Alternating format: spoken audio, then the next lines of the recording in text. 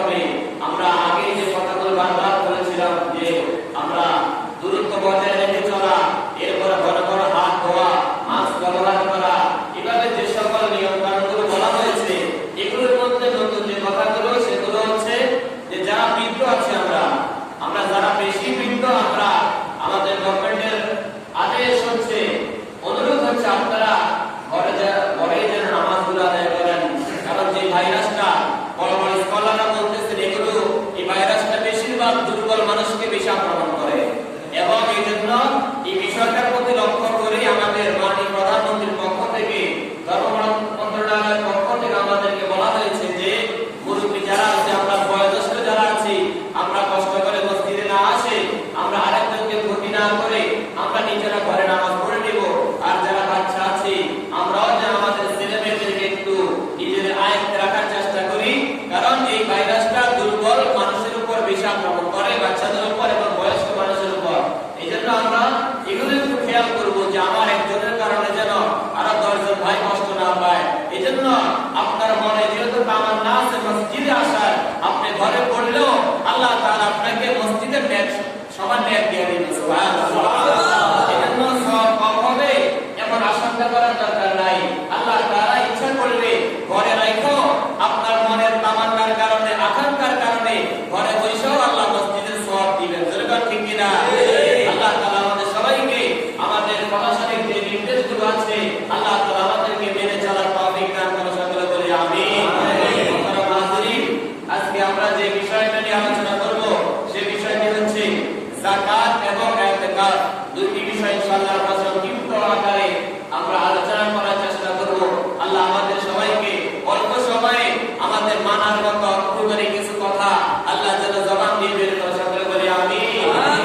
আমরা সকলে জানি ইসলামের 5টি স্তম্ভের মধ্যে একটি স্তম্ভ হচ্ছে যাকাত। যেটা ঠিক কিনা? ইসলামের ভিত্তি 5টি, এর ভিতরে একটি আছে কিনা যাকাত? বলেন আছে না নাই? আছে। এক নম্বর হচ্ছে কালিমা। এক নম্বর কি? কালিমা। দুই নম্বর নামাজ। দুই নম্বর কি? নামাজ। তিন নম্বর রোজা।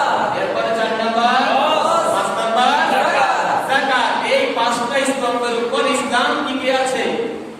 এই 5টার মধ্যে একটা স্তম্ভ যদি কেউ ভেঙে ফেলে তাহলে তার ইসলামের যে বিশাল ওজনের ভর আছে ওটা আপনি সহ্য করতে পারবেন না, আপনি ঈমানের উপর থাকতে পারবেন না। যেটা ঠিক কিনা? আপনি 5টার একটা যদি বাদ দেন আপনার ফাউন্ডেশন দুর্বল হয়ে যাবে, যে কোনো সময় এটা ধ্বংস হওয়ার সম্ভাবনা থাকে, ঝুঁকি থাকে। কেউ যদি নামাজকে মানলো, রোজাও রাখলো, হজও করলো, শুধু যাকাত দেয় না, তাহলে তার ঈমান কি পরিপূর্ণ থাকবে? যে কোনো সময় সে মুসলমানের দপ্তর থেকে বের হয়ে যাওয়ার সম্ভাবনা আছে না নাই? আছে। বরং যদি কেউ অস্বীকার করে যাকাতকে তাহলে সে তো সাথে সাথেই কাফের হয়ে যায়। যেটা ঠিক কিনা? আপনি নামাজকে মানলেন কিন্তু যাকাতের বেলায় যদি না মানেন আপনার ঈমান থাকবে না। আপনাকে 5টা পুরো মানতে হবে।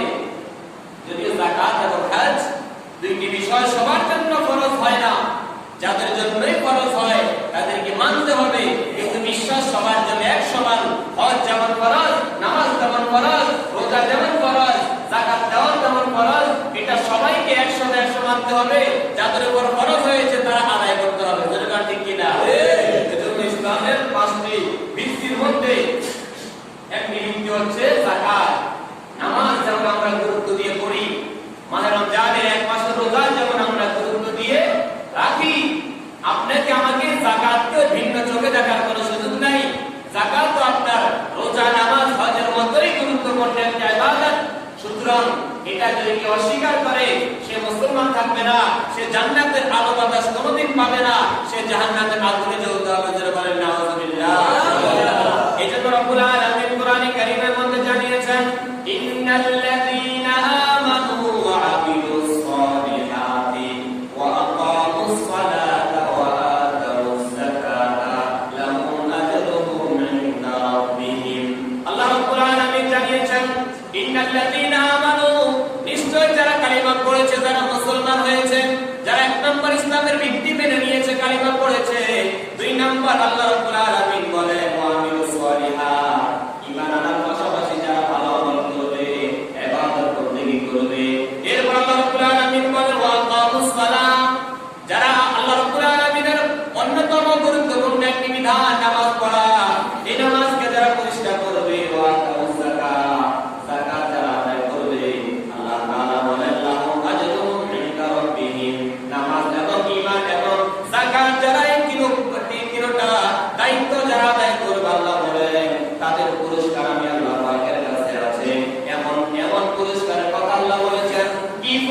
পাইলে তুমি খুশি হইবা।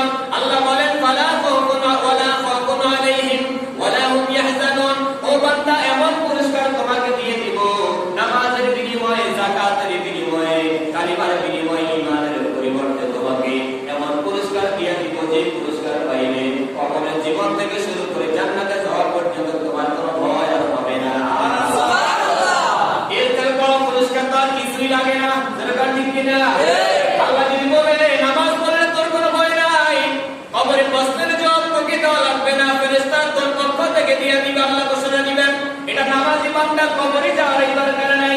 এটা যাকাত আদায় করেওয়ালা বান্দা, তার কাছেই যাওয়ার দরকার নাই। আল্লাহ বলেন ওয়ালা খাউফুন আলাইহিম, এদের কোনো ভয় হবে না। কবরের জীবনে একা থাকতে হবে, কোনো ভয় নাই। আল্লাহ এরপরে বলেন ওয়ালা হুম ইয়াহজানুন, কিয়ামতের দিন ডান হাতে আমলনামা আসবে না বাম হাতে আসবে। এরপরে সে আরশে আজিমের নিচে জায়গা পাবে কি পাবে না। আল্লাহ বলেন কোনো বিষয় তোমাকে চিন্তা করা লাগবে না। যদি ঈমানদার হও, যদি আমল সালেহ করো, যদি নামাজ পড়ো, যদি যাকাত দাও, মাহে রমজানের রোজাগুলো রাখো, আল্লাহ পাক একটা পুরস্কার চূড়ান্ত জানিয়ে দিয়েছেন। দুনিয়াতে ভয় নাই, জান্নাতে যাওয়া পর্যন্ত কোনো ঘাটিতেই তোমার ভয় থাকবে না। এর চেয়ে বড় পুরস্কার আর কিছু আছে কি? বলেন আসেনি? আপনাকে আল্লাহ যখন নিরাপত্তা দিয়ে দিলেন, আল্লাহ যখন আপনাকে নির্ভয় ঘোষণা দিয়ে দিলেন, যাকাত যারা আদায় করবে, আল্লাহ বলেন তোর কোনো ভয় নাই। তুমি দুনিয়াতে সামান্য কয়টা দিন কাটায় কবরে ঢুকতে দেরি হবে, তোমার পিছনে আমার রক্ত ফেরেশতা সহযোগিতা করার জন্য পিছনে পিছনে ঘুরবে। কখন অর্ডার করবা, সাথে সাথে তোমার কাজগুলো ফেরেশতারা করে দিবে। মুসলমান ভাই বন্ধুরা, এই যাকাত ইসলামের গুরুত্বপূর্ণ একটি স্তম্ভের নাম যাকাত। এই যাকাত যারা আদায় করবে, আল্লাহ রাব্বুল আলামিন বলেছেন তোদের দুনিয়ার জীবনে কোনো ভয় নাই, কবরের জীবনে কোনো ভয় নাই, এরপরে জান্নাতে যাওয়া পর্যন্ত তোমার কোনো ভয় নাই। আল্লাহ রাব্বুল আলামিন বলেন যাকাত তোমাকে এইজন্য ফরজ করেছি, এই সমাজের ভিতরে সবাই কিন্তু বিত্তবান না, কিছু মানুষ আছে দারিদ্র, কিছু মানুষ আছে মধ্যবিত্ত, এরপরে বিভিন্ন শ্রেণীর মানুষ আমাদের সমাজে আছে না নাই? আছে। এর ভিতরে সবার উপরে কিন্তু যাকাত ফরজ হয় না। 7.5 তোলা স্বর্ণ, 52 তোলা রূপার পরিমাণ সম্পদ যদি কারো কাছে থাকে, আর এই সম্পদটা যদি 1 বছর তার হাতে থাকে, আল্লাহ বলেন এই 1 বছর হাতের মধ্যে নেশাব পরিমাণ মাল, 7.5 তোলা স্বর্ণ, 52 তোলা রূপা তোমার কাছে যদি 1 বছর ক্যাশ হিসাবে থাকে, আল্লাহ বলেন এরপরে আমি আল্লাহ তোমার উপর যাকাতের বিধান দিয়েছি। ও বান্দা, যাকাতের বিধান দিয়েছি তোমাকে, জুলুম তোমার উপর করি নাই। গোটা সম্পদ তুমি দিয়ে দাও, এটাকে যাকাত বলে না। আল্লাহ বলেন গোটা সম্পদ তোমার কাছে চাই নাই, অর্ধেক সম্পদ তোমার কাছে চাই নাই, 4/1 তোমার কাছে চাই নাই, 10/1 তোমার কাছে চাই নাই। আল্লাহ বলেন তুমিও বাঁচো, আমার গরিব বান্দাদেরকে বাঁচাও। এই জন্য তোমার সম্পত্তির 40/1 আমার বান্দাদেরকে ভাগ করে দাও। আর কি সহজ হলে আপনি আমল করতেন? আল্লাহ চেয়েছেন 40/1 তুমি যাকাত দাও। আল্লাহ রাব্বুল আলামিন বলেন অর্ধেক চাইলেও তো দেওয়া লাগতো, 4/1 দিয়ে দাও, যদি কঠিন ফরজ করে দিতাম তাও কিন্তু দেওয়া লাগতো। কিন্তু আল্লাহ বলেন তুমি কষ্ট করে উপার্জন করেছ, ওটাটা কেন দিয়ে দিবা, অর্ধেক কেন দিয়ে দিবা? আমি তোমাকেও রহম করেছি, তুমিও বাঁচাও, গরিবকেও বাঁচাও। এই জন্য তোমার কাছে যখন নেশাব পরিমাণ সম্পদ থাকবে, আর এই সম্পত্তিটা যখন 1 বছর অতিবাহিত হবে, আমি আল্লাহ তোমাকে বলেছি বান্দারে ওয়া তুজ যাকাত, আমার গরিব বান্দাদের হাতের মধ্যে যাকাতের টাকাগুলো তুমি করে দাও। সুবহানাল্লাহ। ইসলামকে আমাদের উপর জুলুম করছে নি?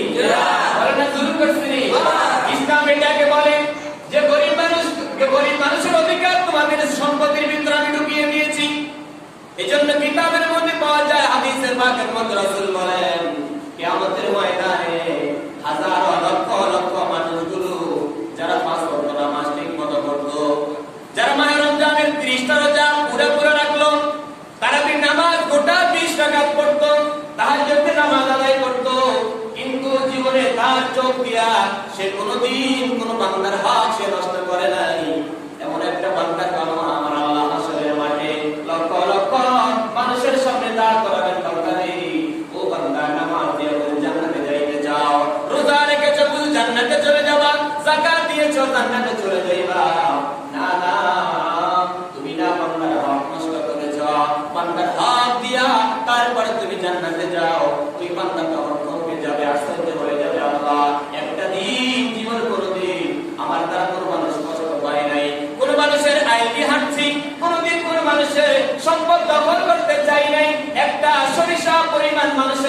আমি কোনোদিন আমার ঘরে নেই নাই, আজকে আল্লাহ আমার এমন একটা খারাপ কথা বলে ডাক দিয়েছে, আমি নাকি বান্দার হক নষ্ট করেছি, আমি নাকি মানুষের উপরে জুলুম করেছি।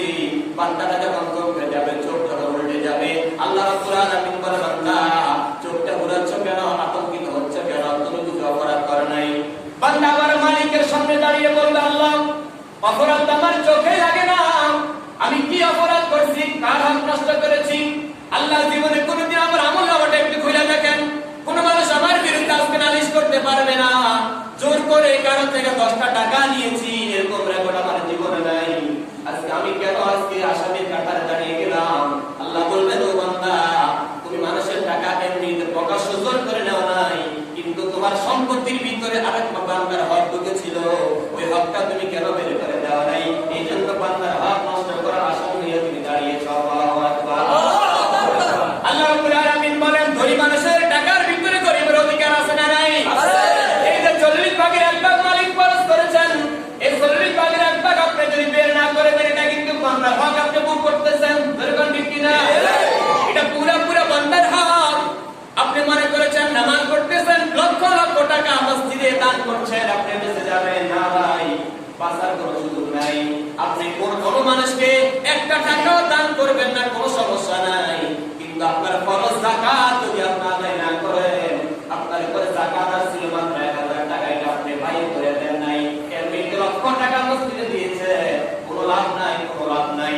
যাকাতের বড় একটা নিয়ম হচ্ছে, ব্যাপকভাবে যাকাত দিয়ে দিলে যাকাত আদায় হয় না, অত্যন্ত গুরুত্বপূর্ণ একটি বিষয়। যাকাত আপনার উপরে 100 টাকাও যদি ফরজ হয়, আপনি যদি ব্যাপকভাবে 1 লক্ষ টাকাও দিয়ে দেন, আপনার যাকাত আদায় হবে না। আপনি গোটা মাল হিসাব করে আপনি মুখ দিয়ে বলতে হবে, এটা আমার 100 টাকা যাকাতের টাকা আলাদা করলাম।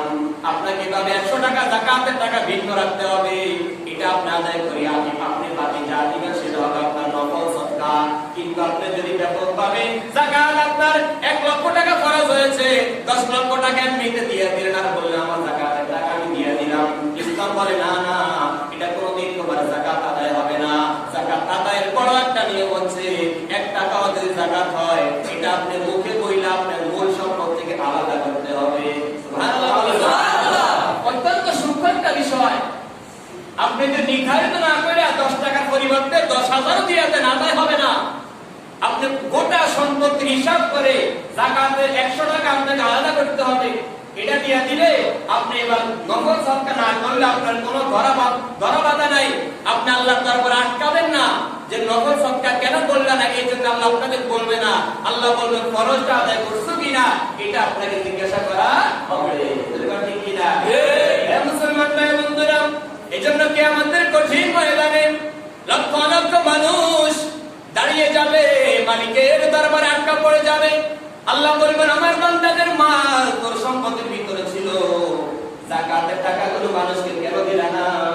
আজকে এই সকল মানুষগুলো তোমার পিছনে পিছনে বলবে, আর বলবে, আল্লাহ আমাদের পাওনা সে দেয় নাই, হয়তো আমাদের পাওনা দেন, নতুবা আমাদের আমল দিয়ে আপনি আজকে আমাদেরকে বাঁচিয়ে দেন। ওই সময় হাজারো ইবাদত করনেওয়ালা বান্দা লক্ষ লক্ষ টাকা দান করনেওয়ালা বান্দাটাও আল্লাহ পাকের আদালতে আটকে যাবে, যাকাতের টাকা মানুষকে না দেওয়ার কারণে। এজন্য মুসলমান ভাই বন্ধুরা খেয়াল করতে হবে, রব্বুল আলামিন যাকাত আপনার কাছে 40 ভাগের 1 ভাগ খরচ করেছেন। রব্বুল আলামিন বলেন, যাকাত দিলে তোমাকে বলেছি দুনিয়ার জীবনে ভয় নাই, কবরের জীবনে ভয় নাই, জান্নাতে যাওয়া পর্যন্ত তোমার কোনো ভয় থাকবে না বলেছি। আরেকটা কথা মনে রাখবে বান্দা, খুব সহজে তোমাকে বলেছি যাকাতটা দিয়ে দাও, যাকাতটা যদি না দাও শুনে রাখো, এই যাকাত কিন্তু তোমাকে জাহান্নামের ভিতরে নিয়ে যাবে। ঠিক কি না? আল্লাহ বলেন ঠিক কি না? আল্লাহ রাব্বুল আলামিন কোরআনে কারিমে বলেন, ওয়াল্লাযীনা ইয়াকনিজুনা আয-যাহাবা ওয়াল-ফিদ্দা ওয়া লা ইউনফিকুনাহা ফী সাবিলিল্লাহি ফাবাশশিরহুম বিআযাবিন আলীম। আল্লাহ রাব্বুল আলামিন জানিয়েছেন, ইন্নাল্লাযীনা ওয়াল্লাযীনা ইয়াকনিজুনা আয-যাহাবা ওয়াল-ফিদ্দা, যারা স্বর্ণ রূপা জমা করে রাখে। আল্লাহ বলেন, যারা স্বর্ণ রূপা ব্যাংকের মধ্যে জমা করে রাখে, ঘরের ভিতরে তালা বন্ধ করে রাখে। আল্লাহ বলেন, স্বর্ণ রূপা যারা জমা করে রাখে, ওয়ালা ইউনফিকুনা ইউনফিকুনাহা ফি সাবিলিল্লাহ, আল্লাহর রাস্তায় টাকা খরচ করে না। কি করে না? খরচ করে না। আল্লাহর রাস্তায় খরচ করতে চায় না। আল্লাহ রাব্বুল আলামিন বলেন, নবী গো, এদেরকে আপনি জানিয়ে দেন, ফাবাশশিরহুম বিআযাবিন আলীম। ও নবী, আপনি তাদেরকে দুনিয়াতে থাকতেই একটু ভয় লাগান, এদের মনের ভিতরে একটু ভয় ঢুকিয়ে দেন। সম্পদ তুমি এরকম জমা করে রাখলা, ব্যাংকের ভিতরে জমা আছে, তোমার ঘরের ভিতরে জমা আছে, কখন তুমি মারা যাও, যাকাতের টাকা যদি না দিয়ে মারা যাও, তোমার সন্তান কিন্তু কোনোদিন তোমার উপর ফরজের যাকাত তারা কোনোদিন দিবে না। সুতরাং তোমার যাকাত তোমাকে আদায় করে করতে হবে।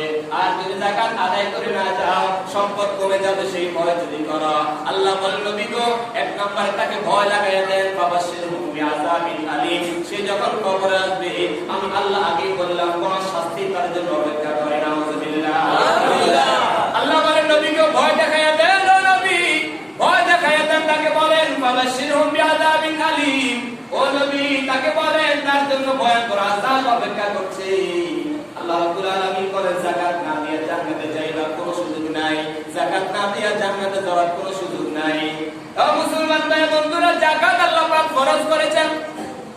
এই যাকাতটা আল্লাহ রাব্বুল আলামিন আপনাকে সম্পত্তি দিয়েছেন, গরিবের সম্পদ আল্লাহ আপনাকে দিয়েছেন। একজন মানুষ দৈনিক 500 টাকা ইনকাম করা তার জন্য বড় কঠিন হয়ে যায়। আর একজন বান্দা তোমার একদিন 10,000 টাকা ইনকাম হয়, একটু চিন্তা করার দরকার নেই। ওই বান্দাটা সকাল থেকে সন্ধ্যা সেও তো মাথার দাম পায়, তার হাতে 500 টাকা, আর আমি সকাল থেকে সন্ধ্যা কষ্ট করলে পাই 10,000 টাকা। একটু চিন্তা করার দরকার ছিল, একটা বার মনের মধ্যে চিন্তা করা দরকার, কিরে একজন পায় 500, আমি পাই 10,000, কে দিচ্ছে, কোথা থেকে টাকাটা আসছে? আল্লাহ বলেন, একটা বার তার চিন্তা করা দরকার ছিল। আল্লাহ বলেন, আমার টাকা আমি তোর হাতে দিয়েছি, টাকার মালিক তো আমি, অল্প দিনের জন্য তোর হাতের মধ্যে রাখতে বলেছি। আমার টাকা আমার হুকুম মতো খরচ করতে তোর কেন কষ্ট হয়? টাকাটা তো আমার আদেশ যখন হবে, যেখানে যা দিতে বলবো তাই তো করে দেওয়ার কথা ছিল, কেন দিলি না? আল্লাহ বলেন, তোমার দুনিয়ার বিবেকটাকে প্রশ্ন করে দেখো, তুমি যদি আমার কাছে 5,000 টাকা রাখো, কোনো বিনিময় নাই। এমনি তো আপনি আমার কাছে 10,000 টাকা রাখলেন, আমি আপনার কাছে 10,000 টাকা রাখলাম, বললাম আমার যে কোনো সময় তোমার কাছে চাইলে আমাকে দিয়ে দিবা, আমার রাখো। আমরা একটু রাখি কি রাখি না? রাখি কি না? আমার কাছে নিরাপদ নাই, এই জন্য একজন নিরাপদ ব্যক্তির কাছে রাখলাম টাকাটা, 10,000 টাকা রাখলাম, যে কোনো সময় নিয়ে যাব।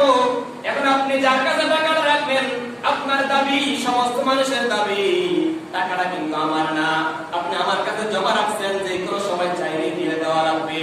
আল্লাহ রাব্বুল আলামিন বলেন, এই বিষয়টা তুমি বুঝলা, যে আমার পাওনা টাকা তোমার কাছে রাখলাম, আমি এখন বললাম 10,000 টাকা, 5,000 টাকা আমারে দাও, বাকিটা তোমার কাছে রাখো। এখন আপনার কাছে যদি টাকাটা আমি চাইলাম, আর আপনি যদি বলেন কিসের টাকা আমি দিব, তখন আপনার মন মেজাজ অবশ্যই খারাপ হবে, যেটা ঠিক কিনা? আমি তো টাকাগুলো তোকে একবারই দিয়ে দেই নাই, তোমার কাছে রাখতে বলেছি অল্প সময়ের জন্য, যেই কোনো সময় তোমার কাছে আমি চাইলে আমি নিয়ে যাব। আপনি না দিলে আপনার টাকাটা আপনি না পাইলে আপনি যখন কষ্ট পাবেন। আল্লাহ বলেন, বান্দা রে, এই টাকাগুলো তো আমি আল্লাহ তোমাকে দিয়েছিলাম কিছুদিনের জন্য, রাখবা, অল্প কয়েকদিন টাকাগুলো রাখো, যেই কোনো সময় আমি তোমাকে বললে আমার টাকাগুলো কিন্তু আমার পথে তোমাকে খরচ করতে হবে। বলেন সুবহানাল্লাহ। আরেকটু জোরে বলেন সুবহানাল্লাহ। এজন্য কবি বলেন, ই আমানত চন্দ রোজে নজদে মাস, দর হাকিকত মালিকে হর শে খুদাস। ই আমানত চন্দ রোজে নজদে মাস। এজন্য একজন কবি বলেন, এই পৃথিবীর সম্পদগুলো তোমাকে দেওয়া হয়েছে আমানত। ই আমানত চন্দ্রে রোজে নজদে মাস, এই পৃথিবীর সমস্ত সম্পত্তিগুলো অল্প কয়েকদিনের জন্য আমার কাছে আমানত দেওয়া হয়েছে। দর হাকিকত মালিকে হর শে খুদাস, দর হাকিকত মালিকে হর শে খুদাস। আল্লাহ রাব্বুল আলামিনের বান্দা কবি বলেন, সমস্ত মালের মালিক একমাত্র তো আল্লাহ।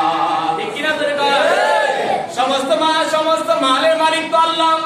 আল্লাহ বলেন, তোমার কোটিপতি তুমি ছিলা, কয়েকদিন ভোগ করলে আর কোটি টাকা ইনকাম তুমি করেছ, কিন্তু তোমার টাকাগুলো তুমি তো ভোগ করে যাইতে পারো নাই, খাইতে পারো নাই। আজরাইলের সাথে দেখা হয়ে গেছে, তুমি কিন্তু কবরে চলে আসছো, টাকা কিন্তু নিতে পারো নাই। তোমার ছেলে ভোগ করবে, তোমার ছেলে কিছুদিন থাকবে, আবার তার মরণ হবে, তার ছেলেরা ভোগ করবে, তার নাতিপুতি ভোগ করবে। জমিন কিন্তু জায়গায় রয়ে গেছে, জমিনের মালিক কিন্তু কবরের নিচে গেছে। দরকার ঠিক কিনা? বলেন ঠিক কিনা? জমিনের জায়গায় জমিন রয়ে গেছে।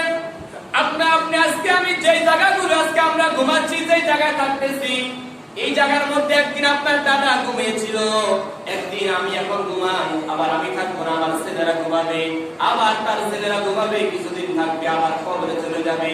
এমন একদিন সময় আসবে যেদিন কোনো মানুষ জমিনে থাকবে না, জমিনের জায়গায় জমিন থাকবে, মানুষ সব মাটির নিচে চলে যাবে। আল্লাহ বলবেন ওই সময় বুঝবা দুনিয়ার মধ্যে যে বলেছিলাম মাল সম্পদের মালিক আমি আল্লাহ, আজকে জমিনের জায়গায় জমিন পড়ে আছে, খুব করার মতো কেউ নাই। আল্লাহ বলবেন এই জন্য তো বলেছিলাম সবকিছুর মালিক আমি আল্লাহ। এটা তো আপনার সামান্য বিবেকে তো বুঝে। দাদা ছিল, দাদা তো নিয়ে যায় না, আমাকে দিয়ে গেছে, আমি চলে যাবো, ছেলেকে দিয়ে যাব, ছেলে চলে যাবে, নাতিকে দিয়ে যাবে। একদিন মানুষ থাকবে না, জমিন ঠিকই থাকবে। থাকবে কিনা? থাকবে। তাহলে এই সম্পদের মালিক আমরা না আল্লাহ? বলেন কে? আল্লাহ যদি সম্পদের মালিক হয়, আল্লাহ যখন বলে খরচ করার জন্য আল্লাহর পথে, তখন খরচ করলে কোনো কষ্ট থাকার কথা? আল্লাহর টাকা আল্লাহ খরচ করতে বলছে, আমার কি এখানে? আমাকে রাখতে বলছে, আমি রাখছি, যখন বলবে দিয়ে দিব, এটা আমার লোভ করার তো কোনো সুযোগ নাই। ঠিক কিনা? মুসলমান ভাই বন্ধুরা, এরপর আসেন আল্লাহ রাব্বুল আলামিন বলেন তোমরা যাকাত যদি আদায় না করো, আল্লাহ বলেছেন ফাবাশশিরহুম বিআযাবিন আলীম, ফাবাশশিরহুম বিআযাবিন আলীম, সম্পদের জন্য তুমি যদি মায়া করো তাহলে কিন্তু জাহান্নাম তোমার জন্য অপেক্ষা করতে থাকবে।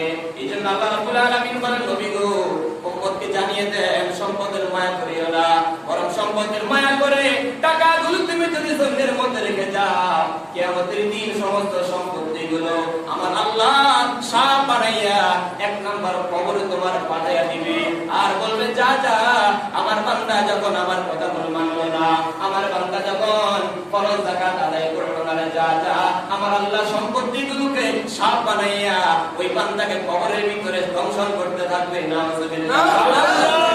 তাহলে দেখেন যাকাত আদায়ের পুরস্কার আল্লাহ বলেছেন, কবরে ভয় নাই, হাসরে ভয় নাই, কিয়ামতের ময়দানে জান্নাতে যাওয়ার জন্য তোমার কোনো ভয় নাই। যেখানে বলেছেন একই জায়গার মধ্যে বলেছেন আরেকটা খবরদারি শুনে রাখো, আরেকটা এরকম ভাবে সতর্ক বাড়ি শুনে নাও, যদি যাকাতের টাকা না দাও, আল্লাহ বলেছেন যাকাতের টাকাগুলো আমার আল্লাহ সাপ বানাবে, আমার আল্লাহ বিচ্ছু বানাইয়া দুনিয়ার সবাই আপনাকে কবরে রেখে বাড়িতে চলে আসবে, ছেলে মেয়েরা সম্পদ ভাগ করবে, তারা সবাই সম্পত্তি নিয়ে যাবে। সর্বোচ্চ আপনার জন্য 5 দিন বা 10 দিনের সময় 40 দিন পর্যন্ত আপনার জন্য আপনার দেওয়া টাকা থেকে খরচ করে করে আপনার জন্য একটু দোয়ার ব্যবস্থা করবে। এরপর আর বছর চলে যাবে, আপনার খবর তারা নিবে না, বছর চলে যাবে, আপনার নামে তারা দান করতে চাইবে না। আল্লাহ বলেন সম্পদ তারা ভোগ করবে, আর এই সম্পত্তিগুলো আমার আল্লাহ সাপ বানাইয়া কবরে তোমাকে ধ্বংসন করার জন্য তৈরি করে দিবেন। নাউজুবিল্লাহ। মুসলমান ভাই বন্ধুরা, তাহলে যাকাত অবশ্যই আদায় করতে হবে। এজন্য রব্বুল আলামিন বলেন যারা যাকাত আদায় করবে না তারা মুসলমান থাকতে পারবে না। যাকাত আদায় না করে কোনো মানুষ পরিপূর্ণ মুসলমান হওয়ার সুযোগ নাই। বলেন আসেনি? কোনো সুযোগ নাই। এইজন্য আমরা যারা যাকাত আদায় করা আমাদের জন্য ফরজ অনেকেই আছি, আমরা নিজেরা যদি না জানি অন্তত বিজ্ঞ আলেমের কাছ থেকে হলেও আপনি কি করেন যাকাত হিসাবটা বুঝে নিয়ে পুরা যাকাত দিয়ে দেন। আল্লাহ তাআলা বলেন যাকাত দিয়েছ, সম্পদ বুঝি কমে যায়, আল্লাহ বলেন ফালা, আল্লাহ তাআলা বলেন তোমার সম্পদের যাকাত দিলে তোমার যাকাতটা কমে যায় না, এটা দুনিয়া থেকে আমার কাছে কবর এসে জমা হয়। আল্লাহর কাছে এটা জমা হয়, আল্লাহর কাছে এটা জমা হয়।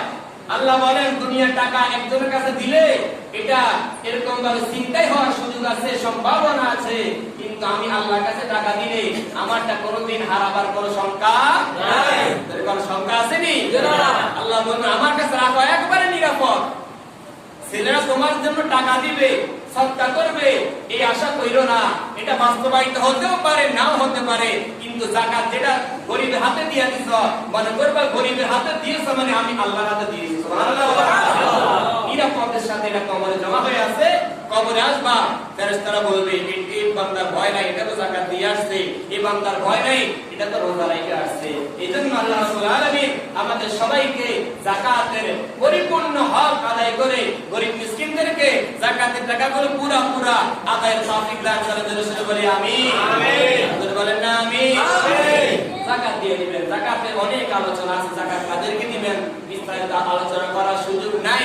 এইজন্য ইনশাআল্লাহ যদি কখনো আবার সুযোগ হয় কাদেরকে যাকাত দিবেন আমরা ইনশাআল্লাহ সেই বিষয়ে আমরা অন্য সময় আলোচনা করব। আসলে আরেকটা গুরুত্বপূর্ণ বিষয় সেটা হলো ইতিকাফ করা। মাহে রমজানে ইতিকাফ করা এটা হলো সুন্নতে মুআক্কাদা কিফায়া। ইতিকাফ আমরা সবাই চিনি কিনা? চিনেন সবাই ইতিকাফ? ইতিকাফ কই করে? দোকানে করে না মসজিদে করে? ধরে বলে কোথায় করে? সুন্নতে মুআক্কাদা কিফায়া। যেহেতু আমাদের আগে কিছু আস্তে আস্তে আমাদের একটু সংজ্ঞা চলে আসবে, এই জন্য আজকে আমরা ইতিকাফের জন্য কিছু কথা আমরা বলবো ইনশাআল্লাহ। কি বলেন ইনশাআল্লাহ? ইতিকাফ করা হলো সুন্নতে মুআক্কাদা কিফায়া, অর্থাৎ সমাজের কিছু মানুষ যদি ওই ইতিকাফটা আদায় করে নেয় তাহলে সবাই গুনাহ থেকে বেঁচে যাবে।